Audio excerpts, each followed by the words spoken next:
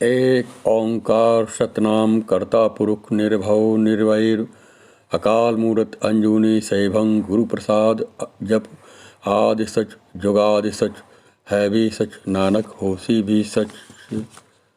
हम अपना हर काम शुरू करेंगे उस भगवान की कृपा से जो ओंकार है, सत्य जिसका नाम है, जो करता है, चैतन्य रूप पुरुष है, निर्भय निर्वैर है, कालातीत है, अजन्मा है, स्वयंभू है और गुरु के रूप में भी है।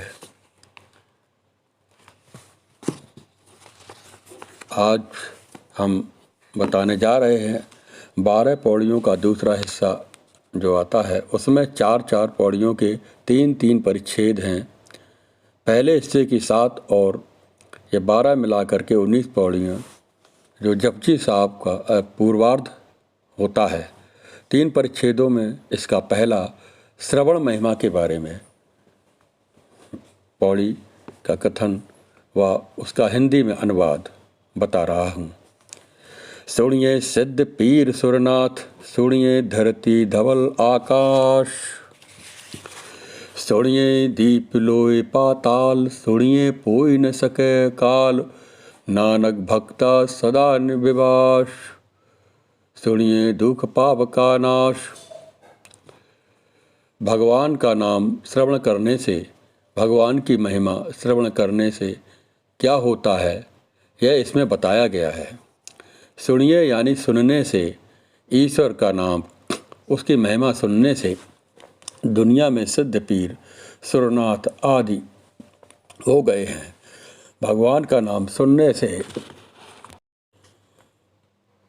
यानी उसकी शब्द शक्ति से प्रेरित होकर धरती, निर्मल आकाश, नक्षत्र लोक और पाताल आदि विभाग बने हैं। सुनने से काल स्वरूप की पहचान होती है, इसलिए काल की बाधा नहीं होती है। परमेश्वर का नाम ही अकाल है। पौड़ी के अंत में ध्रुपद आया है। नानक जी कहते हैं कि भक्तों को हमेशा आनंद ही आनंद मिलता है। भक्त हमेशा विकसित प्रफुल्ल होते हैं। भगवान का नाम सुनने से उनके दुखों का और पापों का नाश होता है। दुख अक्सर पाप मूलक होते हैं, पाप को नाश करने वाले होते हैं, इसलिए पाप नाश की ही मुख्य आवश्यकता है। सुनिए ईश्वर ब्रह्मा इंद्र, सुनिए मुख सालाहण मंद, सुनिए जोग जुगत तनि भेद, सुनिए शाश्वत सिमृत वेद, नानक भगदा सदा विगास, सुनिए दुख पाप का नाश। शंकर जी, ब्रह्मदेव, ब्रह्मा जी, इंद्र आदि सब स्थायी विशिष्ट स्थान के अधिकारों के हैं, देवता हैं। ये सब भगवान नाम श्रवण से ही, उसके चिंतन से ही बने हैं। ईश्वर के विविध संकल्प होते हैं, उसमें से एक एक संकल्प जिन्होंने उठाया वे स्थानों को माने जाते हैं, वे उसके मालिक हुए। शंकर ईश्वर का एक संकल्प है, ब्रह्मदेव दूसरा संकल्प, इंद्रदेव तीसरा संकल्प। मनुष्य भी श्रवण से लोक प्रशंसा पात्र बनता है, अथवा मंदवाक्स भी श्रवण से ही भगवत स्तोत्र गाने से मुखर बनता है। श्रवण से ही योग की युक्ति मालूम होती है और 3 भेद यानी स्थूल सूक्ष्म सूक्ष्मतर शरीर, इसका भी अनुभव होता है। शाश्वत यानी शास्त्र, स्मृत यानी स्मृति से वेद का निचोड़ नाम श्रवण में ही आता है। सुनिए सत्संतोख ज्ञान, सुनिए 68 का स्नान, सुनिए पढ़े पढ़े पावे मान, सुनिए लागे सहजे ध्यान, नानक भक्ता सदा विगास, सुनिए दुख पाप का नाश। सत, संतोख और विचार, ये 3 बड़े रत्न माने गए हैं। सारे ग्रंथ साहिब का सार ये 3 रत्न हैं। यहाँ पर विचार के बदले ज्ञान रखा है। 68 यानी 68, भारत में 68 तीर्थ माने जाते हैं। सब 68 तीर्थों का स्नान नाम स्मरण में होता है। हम खूब पढ़ते हैं, चिंतन करते हैं, ग्रंथों का सूक्ष्म अध्ययन करते हैं। इससे जो मान होता है, स्थान पाते हैं, वह श्रवण से प्राप्त होता है। श्रवण से साधक का सहज ध्यान लगता है। 11वीं पौड़ी। सुनिए सारा गुण के गाह, सुनिए शेख पीर पातशाह, सुनिए अंधे पावहि राहु, सुनिए हाथ होवे असगाहु, नानक भगदा सदा विगागास, सुनिए दुख पाप का नाश। नाम श्रवण से मनुष्य गुण सरोवर की थाह पा लेता है। उसी श्रवण से आध्यात्मिक क्षेत्र में श्रेष्ठ और गुरु बादशाह बनते हैं। सुनने से अंधा भी राह पाएगा और संसार समुद्र भी छोटा बन जाएगा, हस्तगत होगा।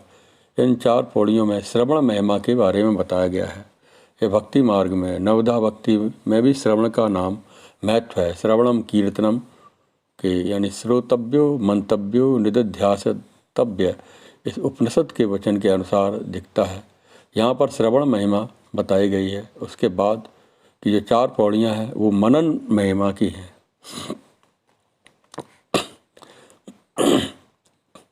मनने की गत कही न जाय, जे को कहे पाछे पछताए, कागज कलम न लिखण हार, मनने का बही करन विचार, ऐसा नाम निरंजन होई, जे को मन जाने मन कोई। मनने की गति यानी मनन करने वाले की गति, मनन करने वाला पुरुष कितना ऊंचा बढ़ेगा इसका कोई नाप नहीं है। जो परमेश्वर के नाम का चिंतन मनन करने वाले की योग्यता का कभी वर्णन करेगा वह पीछे पछताएगा। यानी कि आज जितना वर्णन किया है उससे ज़्यादा वर्णन करने की ज़रूरत कल महसूस होगी। यानी कि मनन करने वाले की उत्तरोत्तर प्रगति होती जाएगी, इसलिए उसकी महिमा नहीं है, अनंत महिमा। मनन की हद आ गई ऐसा नहीं कहा जा सकता। एकाग्र मनन का स्वरूप अंकित करने के लिए अगर कोई चर्चा मंडल यानी बैठेगा तो कागज कलम और लिखने वाला पूरा नहीं पड़ेगा। भगवान का ऐसा निरंजन नाम है कि बिरला ही कोई वह नाम जानेगा। जिसके मन को मनन करने की कला हासिल हो, मनन करने वाले की यह सबसे बड़ी महिमा है कि वह भगवान के नाम को जानेगा। 13वीं पौड़ी। मन्ने सुरत होवे नहीं बुद्ध, मन्ने सगल भवन की शुद्ध, मन्ने मुहे चोटा न खाए, मन्ने जम के साथ न जाए, ऐसा नाम निरंजन होय, जे को मन जाने मन कोई।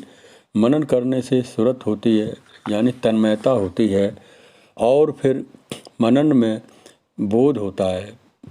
भवन शब्द का अर्थ है घर होता है, लेकिन वह शब्द कुल विश्व के लिए भी लागू होता है। मनन से सारे विश्व की खबर मिलती है। जो भगवान का मनन करता है उसे भगवान की विश्व में फैली हुई जो विभूतियाँ हैं उनका ज्ञान होता है। फिर विश्व के अलग मनन की जरूरत नहीं रहती, उसके लिए विश्व का राज खुल जाता है। मनन करने से मुँह पर थप्पड़ चाटा नहीं खाना पड़ता। मनन करने वाले की हालत इस दुनिया में नीच गिरी हुई नहीं रहेगी और परलोक में वह यम के साथ नहीं जाएगा। भगवान का ऐसा निरंजन नाम है कि जो कोई मन में उसका मनन करेगा वही उसे जानेगा। 14वीं पौड़ी। मन्ने मार्ग ठाक न पाए, मन्ने पति शिव परगट जाय, मन्ने मांगु न चाले पंथु, मन्ने धर्म सेति सन बंधु, ऐसा नाम निरंजन होय, जे को मन जाने मन कोई। यानी मनन करने से मार्ग में कभी रुकावट नहीं आती, ठाक नहीं आती। मनन करने से वह प्रतिष्ठा के साथ विश्व में प्रकट नहीं होगा तो प्रतिष्ठा के साथ ही प्रकट नहीं होगा, यानी प्रतिष्ठा के साथ प्रकट नहीं होगा, वह प्रतिष्ठा के साथ ही रहता है। अथवा प्रगट जाए यानी भगवान की उपस्थिति में पहुंचता है। मनन करने से मनुष्य पंथों के रास्ते पर नहीं चलेगा, वह स्वयं धर्म तत्व समझ लेगा, क्योंकि मनन करने से धर्म के साथ सीधा संबंध जुड़ जाता है। दुनिया में जो नाना पंथ बने हुए उनमें मनुष्य को पढ़ने की जरूरत नहीं थी, लेकिन पड़ी है और मनुष्य पंथों में बह जाते हैं। यहाँ पर धर्म ग्रंथ पर यह सवाल नानक ने पंथों का निषेध किया है। वेदों में भी यह पाया जाता है कि पंथा विसर्गे धरणेश तस्थौ, जीवन का आधार शाश्वत धर्म तत्वों पर है। धरुणेशु यानी खड़ा है, जहाँ सब पंथों का विसर्जन हो जाता है वो एक निरंजन। पंथा विसर्गे, अगली 15वीं पौड़ी। मन्ने पावे मुख द्वार, मन्ने परवारे साधार, मन्ने तरे तारे गुरु सिख, मन्ने नानक भावे न भिख। ऐसा नाम निरंजन होई, ये को मन जाने मन कोई। मनन करने से मनुष्य मोक्ष द्वार में बैठता है और मनन से इस दुनिया में अपने परिवार को यानी समाज को भी आधार देता है। मनन करने से गुरु और शिष्य दोनों तरते हैं गुरु खुद तरता है और शिष्य को तारता है। नानक जी कहते हैं कि मनन करने से दुनिया में भीख नहीं मांगनी पड़ती, यानी मनन करने वाला भवसागर में घूमता नहीं फिरेगा। प्रभु का नाम निरंजन निष्कलंक है। जो उस निष्कलंक नाम का मनन करेगा उसके चित्त में प्रकाश फैलेगा। निरंजन परमेश्वर का चिंतन करने से मन में अंजन नहीं रहेगा, उसे विश्व का ज्ञान होगा। मनन की पौड़ियाँ यहाँ समाप्त होती हैं। अब आगे निदिध्यास की पौड़ियों की शुरुआत होगी। 16वीं पौड़ी श्रोतव्यो मंतव्यो निदिध्यास तव्या। इस प्रक्रिया के अनुसार श्रवण मनन की महिमा की पौड़ियाँ अभी बताई गई। निदिध्यास के या ध्यान विभाग आरंभ होता है। मनन में बुद्धि का उपयोग होता है, ध्यान में बुद्धि से परे चला जाता है। इसलिए नानक जी ने ध्यान की व्याख्या की है। प्यार करना, ध्यान करना यानी किसी चीज़ में इतने तन्मय हो जाना कि उसके सिवा दूसरी बात ही ना सूझे। ये उपनिषदों में भी निदिध्यास के बारे में बात मानी है। यही चीज़ घोट घोट कर आत्मसात करना, उसका साक्षात अनुभव करना है। 16वीं पौड़ी। पंच परमाण पंच प्रधान, पंच पावही दरगाहिमान, पंच शोभई धरि राजानु, पंचा का गुरु एक ध्यान। जे को कहे करे विचार, करते के करने नहीं समार। धौल धर्म दैया का पूत, संतोख थाप रखिया जिन सूत। ये को बुझे होवे सुचारु, धवले ऊपर केता भार। धरती होर परे होर होर, तिसते भार तले कवा जोर। जिए जा तिरंगा के नाव, सबना लिखिया बूढ़ी कलाम। एहू लेखा लिखी जाने कोई, लेखा लिखिया केता होय। केता ताणु सुआलिहू, रूप केती दात जाने कौन कूत। कोता पसाओ एको एवाओ, तिस्ते होए लख दरियाओ। कुदरत कवण कहा विचार, वरिया ना जावा एक बार। जो तुघ भावे साई भली कार, तू सदा सलामत निरंकार। तू सदा सलामत निरंकार। गुरु नानक देव जी उसका बताते हैं। इसका हिंदी में अनुवाद इस प्रकार है। जो पंच हैं वे मान्य है, परवान हैं, वे ही पंच प्रधान हो जाएंगे। दुनिया उन्हें मान्य करेगी, यह भी अर्थ हो सकता है, और भगवान उन्हें मान्य करेगा, यह भी अर्थ हो सकता है। जो भगवान का चिंतन करने वाला है उसे नानक ने नाम दिया है पंच। मनन करने वाले मनुष्य पंच दुनिया को और समाज को कबूल हो सकते हैं, और वे ही प्रधान माने जाने चाहिए। जो भगवान नाम का या गुरु मंत्र का या गुरु मुख से प्राप्त नाम का, वेद का श्रवण मनन करने वाले पंच हैं, वे ही मान इज्जत पाएंगे। दूसरा अर्थ यह होगा कि वे भगवान के दरगाह यानी धार्मिक क्षेत्र में मान इज्जत पाएंगे। राजा के दरबार में भी वही शोभा पाएंगे, यानी सामाजिक, धार्मिक और राजनीतिक प्रतिष्ठा उन्हीं को प्राप्त होगी जो भगवान की विभूति का श्रवण मनन ध्यान करेंगे। उन पंचों का, संतों का, साधकों का गुरु ही एक ध्यान है, अर्थात वे केवल गुरु में हो गए हैं, उसी में लय हो गए हैं। उन्हें अपना अहंकार नहीं रहा है। यानी ध्येय, उसी में ध्यान करते करते उसी में लयता को प्राप्त हो गए हैं। यही इसी प्रकार से पतंजलि योग दर्शन में बताया गया, यथा अभिमत ध्यान द्वा, जैसी जिसकी अभिमत के अनुसार गुरु का ध्यान करते हैं तो गुरु उनकी शक्तियाँ, वही उनका पावर, ओरा मंडल वही हो जाता है। गुरु में होकर के ऊपर बताई हुई तेरी इज्जत प्राप्त करते हैं। यह सारा पंचों को भी लागू होता है। एक ध्यान यानी एक मत से पंच कारोबार चलाएंगे, क्योंकि गुरु ही उनका एक ध्यान है। इसलिए वे आपस में चर्चा करके एक मत से फैसला करेंगे। यह स्थूल अर्थ भी उसमें से निकल सकता है। वादी जो भी कहे और विचारक जो भी विचार करे, सृष्टिकर्ता ने जो कुछ कृत की है उसका कोई अंदाज नहीं लग सकता है। उसकी जो करामात है उसका हिसाब नहीं है, अर्थात वह अनाकलनीय है। यानी धौल धर्म दैया का पूत, उसमें सृष्टि रचना का एक सूत्र ही कह दिया है। धर्म धवल यानी सफ़ेद रंग का एक बैल है। महाभारत में भी इसको धर्मो वृखा कहा है। कृतयुग में भी 4 पद वाला एक बैल धर्म का रूप बताया है। त्रेता युग में भी 1 पाँव वाल कट जाता है। द्वापर में 2 पाँव कट जाते हैं, यानी कलयुग में 1 पाँव रह जाता है धर्म का। धर्म रूपी बैल सारी दुनिया को संभालता है। कौन सा बैल? यानी जो पृथ्वी को बोझ उठा रहा है वह धर्म रूपी बैल, जो दया का पुत्र है। गाय बैल की जननी है, तो यहाँ पर दया को गाय का एक रूप दिया है। दया रूपी गौमाता का पुत्र बैल धर्म है, जिसने संतोष के द्वारा परस्पर संतोष के आधार पर दुनिया में सूत यानी सुव्यवस्थित योजना रचना, हार्मनी, सुसंगति, सुसंवाद बनाया है। उसने संतोष से दुनिया में एक तानता, एक रस्ता पैदा की है। मूल में दया परमेश्वर की करुणा उत्पन्न हुई है, तभी सृष्टि उत्पन्न हुई है। अन्यथा वह था ही स्वयंभू, लेकिन करुणा के कारण सृष्टि उत्पन्न हुई और धर्म ने भार उठाया। उस राजा का वजीर संतोष है, उसके बिना सृष्टि व्यवस्था असंभव है। उसी के कारण एक सूत्रता, एक रास्ता उत्पन्न हुई है। जे को बूझे, जो कोई यह बात समझेगा वह सच्चा बनेगा। परमात्मा सत्य रूप है, ऐसा वह भी सत्य स्वरूप बनेगा।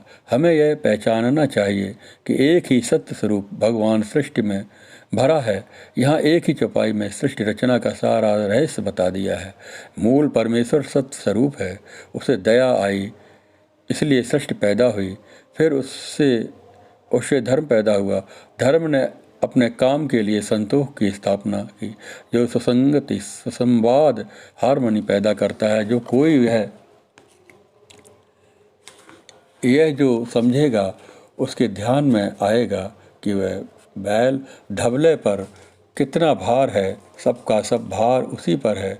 वैज्ञानिक जिसे सृष्टि का आकर्षण कहते हैं, उसे यहाँ धर्म कहा है। यानी इस परिभाषा का रूपांतर विज्ञान में भी किया जा सकता है। धरती होर पर है, यानी धरती के ऊपर धरती है, इसके ऊपर और धरती है। जो खगोल शास्त्र में एस्ट्रोनॉमी सीखेगा उसके ध्यान में आएगा ऊपर कितना है। वेद में एक अधर्मर्षण सूत्र है जो संध्योपासना में बोला जाता है। वेद के एक एक मंत्र का उपयोग विभिन्न भिन्न पापों का नाश करने के लिए होता है, लेकिन अधर्मर्षण सूक्त सब पापों का यानी नाश करने वाला होता है, छालन करता है। उस सूक्त में पाप विनाश का कोई उल्लेख नहीं है, बल्कि उसमें यह बताया है कि सृष्टि कैसे बनी है। परमेश्वर ने प्रारंभ में जप किया तो उसे सूझा नहीं कि सृष्टि कैसे बने। फिर उसने तप किया, चिंतन किया, सर्जन के लिए ज्ञान युक्त तप किया। उसने चिंतन करके रत और सत्य से 2 तत्व निकाले। फिर उसमें से दिवस रात्रि, सूर्य, काल और उत्पन्न किए। उसमें सृष्टि रचना का, उसकी विशालता का, उसके मूल में जाकर संशोधन करने का तत्व समझाया है। उसके परिणाम स्वरूप चित्त में अहंकार रह नहीं सकता। उस शरीर को क्षुद्रता प्रतिक्षण प्रतीत होगी। ऐसे मनुष्य से पाप नहीं होंगे। वेद के सूक्त में यह जो कहा गया है वही नानक जी ने थोड़े में कहा है कि जो उस सृष्टि रचना को समझेगा वह सत्य स्वरूप होगा। जो उस पर सोचेगा उसके ध्यान में आएगा कि ऊपर जितना है पूछा गया है कि धर्म रूप बैल जो यह सारा संसार भार उठा रहा है, उसके नीचे कौन जोर है? उसका आधार धर्म है। लेकिन आखिर धर्म का भी कोई आधार होना चाहिए। धर्म को जिसका आधार है, यह सोचते सोचते हम परमात्मा के पास पहुंच जाते हैं। उस धर्म पर जितना बोझ है, वह देखते देखते हम पीछे पीछे चले जाएं तो उस भूमि को उसका आधार ऐसा करते करते पीछे चले जाते हैं तो परमेश्वर के पास पहुंच जाते हैं। दुनिया में अनेक जीव जातियां और रंग और उसके नाम सभी भगवान के लेखन में अंकित हैं, जो एक चलते हुए लेखन में आ चलती है। कलम में सतत लिखे ही जा रहे हैं, उसका हिसाब दूसरा कौन लिख सकेगा? कोई लिखने बैठेगा तो वह कितना बड़ा होगा। भगवान का बल कितना अपार है, उसका रूप कितना सुंदर है, उसकी देने की शक्ति कितनी है। उसकी शक्ति का औदार्य सौंदर्य का ठीक हिसाब कैसे बताया जाए। गीता पसाऊ उसका पसारा हुआ यानी कितना व्यापक विशाल है, उसका विस्तार कितना है। थोड़े में उत्तर यह है कि एक शब्द कौआ यानी कबाऊ बाइबल में आया है कि प्रारंभ में शब्द था, सृष्टि शब्द प्रसवा है। यहाँ भी वही कहा है कि प्रारंभ में परमेश्वर का एक ही शब्द था। इस एक उद्गम स्थान से लाखों नदियाँ फूट निकली हैं, यानी एक ही शब्द में से लाखों विचार प्रवाह फूट निकले हैं। ऐसे एक ओंकार, वेद में भी ओम से ही सभी प्रकार के शब्द प्रस्फुटित होते हैं। कुदरत कबाण, इसका अर्थ दो प्रकार का हो सकता है। मेरी कौन कुदरत, यानी मेरी क्या कुव्वत है भगवान के विषय में विचार कह सकूं। मैं कौन हूं कि भगवान की कुदरत का विचार कर सकूं। मैं इतना ही कह सकता हूं कि मैं उस पर एक बार भी न्यौछावर होने लायक नहीं हूं। जो तुघ भावे हे परमात्मन, तुझे जो भला जचे उसी को सत्कर्म कहेंगे। नीति शास्त्र में, एथिक्स में चर्चा की जाती है कि उत्तम कार्य कौन सा माना जाए। यहाँ कहा है कि जो तुझे पसंद है वही उत्तम कार्य है। परमेश्वर को क्या पसंद है, उसका अंदाज़ा शुद्ध पुरुष को होता है। हृदय शुद्धि के बाद अंतरात्मा में उसका अंदाज होता है। तू निरंकार है यानी निराकार है, हमेशा के लिए तू सलामत है। सृष्टि की हर चीज नश्वर है परंतु तू सलामत है। आकार टूटेगा परंतु आकार के पीछे जो निराकार है वह कायम रहेगा। उसे किसी प्रकार का कोई धोखा खतरा नहीं है।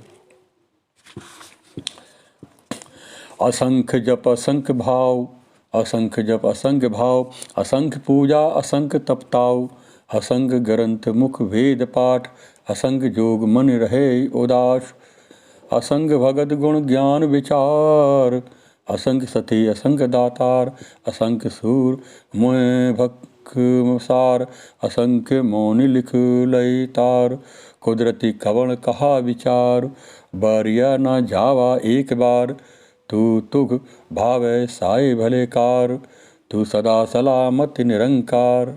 ये 17वीं पौड़ी है। इस पौड़ी में भगवान की लीला का विस्तार बताया है। तदंतर्गत साधकों की साधना का विचार भी बताया है। साधना में असंख्य प्रकार के जप चलते हैं, असंख्य भावनाएं चलती हैं, अनेक प्रकार की पूजाएं चलती हैं, अनेक संकेत निकलते हैं, तरह तरह के सेवा के काम किए जाते हैं।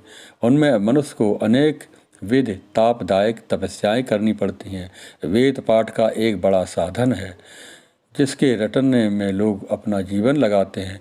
दूसरे भी असंख्य ग्रंथ हैं जिनका पठन किया जाता है। असंख्य योगी होते हैं जो मन में वैराग्य रखकर दुनिया में काम रखते हैं। अनेक भक्त भगवान के गुण का और ज्ञान का चिंतन करते हैं। सगुण का गुणानुवाद और निर्गुण का ब्रह्म निरूपण करते हैं। सती यानी सत्यनिष्ठ पुरुष असंख्य होते हैं। विविध दान देने वाले दातार होते हैं। असंख्य सूर पुरुष होते हैं जो मुँह पर तलवार का घाव सहन करते हैं, यानी समाज के बचाव के लिए अपना बलिदान देते हैं। सार यानी तलवार ऐसे असंख्य मौनी होते हैं जो बिल्कुल ध्यानस्थ होकर के इंद्रियों को, मन को, बुद्धि को आत्मा में लीन करते हैं। इस तरह साधना के और साधकों के अनेक प्रकार हैं। यही बात भगवद गीता में कहा है, आत्मस्वस्थम मना कृत्वा न किम चिंतनम चिंतयेत। यानी भगवान श्री कृष्ण ने भगवद गीता में अर्जुन से कहा है, आत्मसंस्थम मना कृत्वा, मन को अपने आत्मा में स्थिर करने वाले बनो। अगली 18वीं पौड़ी पाठ व उसका हिंदी अनुवाद। असंख्य मूर्ख अंधघोर, असंख्य मूर्ख अंधघोर, असंख्य चोर हरामखोर, असंख्य अमरकार जाहि चोर, असंख्य गलवड़ हतिया कमाई, असंख्य पापो पाप करी जाहि, असंख्य कुड़ियार कूड़े फिराई, असंख्य मलेच्छ मलु भखी खाई, असंख्य निंदक सिरी कही भार, नानक नीच कहे विचार, वरिया न जावा एक बार, तो तुग भावे साई भली आकार, तू सदा सलामत निरंकार। समाज के अंदर जो अनेक प्रकार के दुराचरण के कार्य चलते हैं उनका जिक्र यहाँ पर बताया है। उसमें नीति का जिक्र है। एक और समाज में असंख्य मूर्ख हैं, अज्ञानी हैं, घने अंधेरे में तमोगुण में पड़े रहते हैं, और दूसरी ओर हराम का खाने वाले, लूटने वाले रजोगुणी हैं, शोषक वर्ग के लोग पड़े हैं। अमर शब्द अरबी है, इसके माने राज सत्ता का चलाना। उन दो वर्गों के परिणाम स्वरूप समाज में एक तीसरा सत्ताधारी वर्ग खड़ा होता है जो जबरदस्ती से शासन करता है, उनके नाम पर सत्ता चलाता है। उसके अलावा असंख्य लोग गला काटने वाले हैं जो खूंखारी करके कमाई करते हैं। फिर असंख्य पापी हैं जो पाप करते हैं। यहाँ पाप का अर्थ व्यभिचारादि पाप भी लिया जा सकता है, क्योंकि उसका उच्चारण नहीं किया है। इसका अर्थ है सर्वसाधारण पाप भी हो सकता है। समाज में असंख्य झूठे कुड़ियार लोग हैं जो झूठे काम करते हैं, और इस प्रकार से म्लेच्छ संस्कृत शब्द है, इसका अर्थ है किया है मल की इच्छा करने वाले। मूल म्लेच्छ शब्द से अर्थ नहीं निकलता। इसमें पाणिनि ने अलग म्लेच्छ की व्याख्या की है। यहाँ पर म्लेच्छ शब्द के 2-3 अर्थ हो सकते हैं। पाप की कमाई करते हैं, मानो पाप खाते हैं, मलिन इच्छा रखते हैं, और मांसादि निषिद्ध आहार करते हैं। अंत में कहा है कि समाज में असंख्य निंदक पड़े हैं जो चोर, अंध, घोर अज्ञानी आदि सबके ऊपर निर्जोर उन सबसे बढ़कर हैं। निंदा करने वाला सबसे बड़ा पापी माना है। बोझ उठा लेते हैं। निंदा करने वाला जिसकी निंदा करता है उसके पाप को बोझ को उठा लेता है। पर निंदा सब नहीं अधमाई, ऐसा भी बताया है ग्रंथों में। जैसे गांव की घूरे में सारा कचरा इकट्ठा हो जाता है, वैसे ही निंदा करने वाले के चित्त में सबका पाप भरा रहता है। इस सब को पापों का विचार करना पड़ा, वर्णन से वाणी को कष्ट देना पड़ा। इसलिए नानक जी ने अपने को नीच कहा है। पाप का वह विभाग सोचने लायक है। यहाँ पर अज्ञान की गिनती पाप से है। नीति शास्त्र का यह एक सूक्ष्म विषय है। गीता में अज्ञान को गिनती आसुरी संपत्ति में की है, क्योंकि बहुत से पाप अज्ञान मूलक होते हैं। इसलिए अज्ञान को निर्दोष, इनोसेंट नहीं कहा जा सकता। यहाँ पर अज्ञानी चोरी, सत्ता चलाने वाला, हिंसा, अब्रह्मचर्य, चरित्रहीन व्यक्ति यानी असत्य आहार आदि में अशुद्धि को खाने वाला और उन सबकी निंदा करने वाला उनसे बढ़कर पापी है।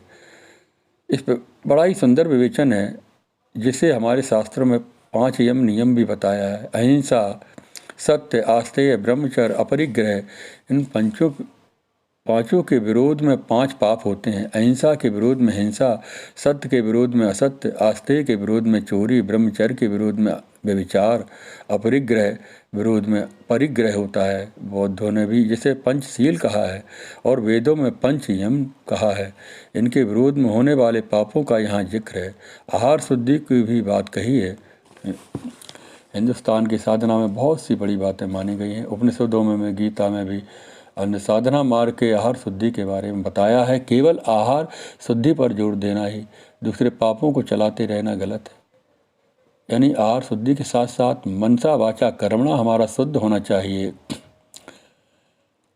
और इस तरह यहाँ पर यमाद के विरुद्ध 5 पाप इन सबके मूल में बताया है। अज्ञान, आहार, अशुद्धि और यमाद की निंदा करने वाले शिरोमणि पाप, जो बहुत भयानक पाप, इन सबका वर्णन करके नानक ने अपना भी नाम उस वर्ग में दर्ज किया है। यानी इस प्रकार से जे जन्मे कलिकाल कराला, करतब वायस भेष मराला। यानी इस कलिकाल में बहुत से पापी लोग विचरण करते रहते हैं। यानी यहाँ पर धर्म का ध्वज खड़ा करने वाले बहुत से दम्भिक लोग हैं जो नाटक करते हैं, दिखावा करते हैं, वेश धारण करते हैं। नानक जी ने कहा है कि ठीक वैसा ही बात नानक जी ने कहा है कि नानक नीच कहे विचार नीच। नानक जी ने वर्णन कर रहा है, यानी नानक जी पापियों का वर्णन करते करते उन्होंने अपने ही गिनती अपने को दीन बताया है। ये एक उनकी बड़प्पन है, बड़ाई है। जीव भाव में मनुष्य अपने को जब उस निरंकारी परमात्मा के सामने अपने को बिल्कुल दीनता के भाव में ही प्रार्थना करता है। इन 3 पौड़ियों में और बाद की पौड़ी में जो वर्णन आया है, कुल मिलाकर परमेश्वर की व्याप्ति का सूचक है। परमेश्वर की कुदरत में व्याप्ति, साधना क्षेत्र में व्याप्ति और समाज में दुर्व्यवहार में जो व्याप्ति का वर्णन है, उसी का प्रेरणा दुनिया में सब जगह हो रहा है। इस प्रकार सृष्टि के साधना में और समाज में वर्णन में तात्पर्य निकलता है कि परमेश्वर को अनंत विभूतियाँ हैं। परमेश्वर की धर्म में रचना बहुत व्यापक है, उसका कोई अंदाज़ा नहीं हो सकता है। तो 19वीं पौड़ी में बताया है, असंख्य नाव असंख्य धाव, असंख्य नाव असंख्य थाव, असंख्य अगम असंख्य लोग, असंग कहे सिरी भार होय, अखरी नाम अखरी सलाह, अखरी ज्ञान गीत गुणगाह, अखरी लिखणु बोलणु बाल, अखरा श्री संयोग बखाणी, जिन एहि लिखे तिस श्री नाई, जिव फुरमु माए तिव तिव पाहि, जेता कीता तेता नाव, विणु नावे नाही खू थाव, कुदरती कवन कहा विचार, वरिया न जावा एक बार, जो तुग भावे साई भले कार, तो सदा सलामत निरंकार। यानी विष्णु सहस्रनाम में भी भगवान के 1000 नाम बताए हैं, लेकिन उनके नाम तो अनंत हैं, उसकी संख्या नहीं बताई जा सकती। वेदों में भी अनंत बताया है, परमात्मा का नाम भी एक अनंत है। उसके स्थान पर भाव असंख्य है। कोई कहता है कि वह बद्री केदारनाथ यानी काशी में है, लेकिन दुनिया में वो सर्वव्याप्त है। विष्णु यानी सर्वव्याप्त रहने वाला। लोय यानी लोक भी असंख्य हैं, अगम्य हैं, वैसे जैसे वरुण लोक, चंद्र लोक, यम लोक। लेकिन असंख्य कहने से भी सिर पर एक भार होता ही है। शब्द वाणी से हमें कुछ शब्द को लेना ही पड़ता है, इसलिए असंख्य अनगिनत कहना भी ठीक नहीं है, क्योंकि वह शब्द गिनती के लिए अवकाश रखता है। कहने का तात्पर्य यह है कि सृष्टि में अनंत पदार्थ पड़े हैं, यह कहना ठीक नहीं है। एक ही पदार्थ है। हम भगवान का नाम लेने की बात करते हैं, वह अक्षरों में है। ओम एक अक्षर है, हरि राम 2 अक्षर हैं, गोविंद 3 अक्षर है, नारायण 4 अक्षर है, सतनाम वाहे गुरु। वास्तव भगवान का नाम अक्षरों में नहीं आएगा। सलाह अरबी शब्द है, इसके मानी है कि स्तुति वह भी अक्षरों में ही होती है। परमेश्वर के गीत गाए जाते हैं, उनके ज्ञान महिमा वर्णन किया जाता है, गुण वर्णन होता है, वह सब अक्षरात्मक है।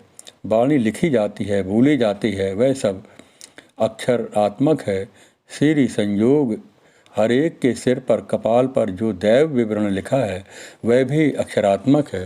कहने का तात्पर्य यह है कि जैसे वेदांत ने कहा है वचारंभणम, वैसा वास्तव में वह एक शब्द से परे है, परंतु शब्द इस्तेमाल करके हम उसका वर्णन करते हैं। लेकिन जिसने यह लिखा है कि उसके सिर पर कुछ भी लिखा हुआ नहीं है, वह स्वतंत्र है।